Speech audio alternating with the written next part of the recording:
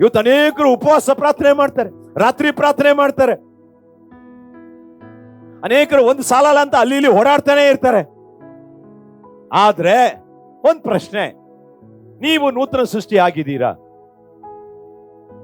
ಇಲ್ಲಿ ದೇವರು ಏನನ್ನ ಕೇಳ್ತಾ ಇದ್ದಾರೆ? ನೂತನ ಸೃಷ್ಟಿನೇ ಕಾರಣ. ನೀವು ನೂತನ ಸೃಷ್ಟಿ ಆಗೋ ತನಕ ನಿನಗೆ ಬಿಡುಗಡೆ ಆಗಲ್ಲ, ಶಾಪ ನಿನ್ನ ಬಿಟ್ಟು ಹೋಗಲ್ಲ, ನಿನಗೆ ಹೇಳಿಕೆ ಆಗ್ಲಿಕ್ಕೆ ಆಗಲ್ಲ. ನೂತನ ಸೃಷ್ಟಿ ಆಗದೆ ಈ ಆತ್ಮ ಪರಲೋಕದೊಳಗೆ ಹೋಗ್ಲಿಕ್ಕೆ ಆಗಲ್ಲ. ಇವತ್ತು ನಾವು ಅಷ್ಟೇ, ನಿಮಗಿದೇ ಪ್ರಶ್ನೆ. ನೀವು ಹೊಸದಾಗಿ ಹುಟ್ಟಿದ್ದೀರಾ? ನೀವು ಯಾರೇ ಇರಿ, ನೀವು ಹೊಸದಾಗಿ ಹುಟ್ಟದಿದ್ದರೆ ನೀವು ಪರಲೋಕ ರಾಜ್ಯಕ್ಕೆ ಹೋಗೋದಿಲ್ಲ.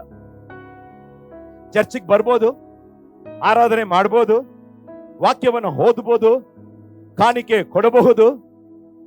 ಯೇಸು ಒಳ್ಳೆಯವನು, ಆತನು ಶಕ್ತನು, ಆತನು ಅದ್ಭುತನು, ಸಾರ್ವಭೌಮನು, ಎಲ್ಲ ನೀವು ಮಾಡಬಹುದು. ಆದ್ರೆ ಪರಲೋಕಕ್ಕೆ ನೀವು ಹೋಗ್ಬೇಕಾದ್ರೆ ಈ ನನ್ನ ವಾಕ್ಯವನ್ನು ಕೇಳ್ತಕ್ಕಂತ ಪ್ರತಿಯೊಬ್ಬರು ವೈಯಕ್ತಿಕವಾಗಿ, ವ್ಯಕ್ತಿಗತವಾಗಿ ಹೊಸದಾಗಿ ಹುಟ್ಟಿದಂತಹ ಅನುಭವ ಇಲ್ಲದೆ ಅಲ್ಲಿ ನಿಮಗೆ ಅನುಮತಿ ಇಲ್ಲ.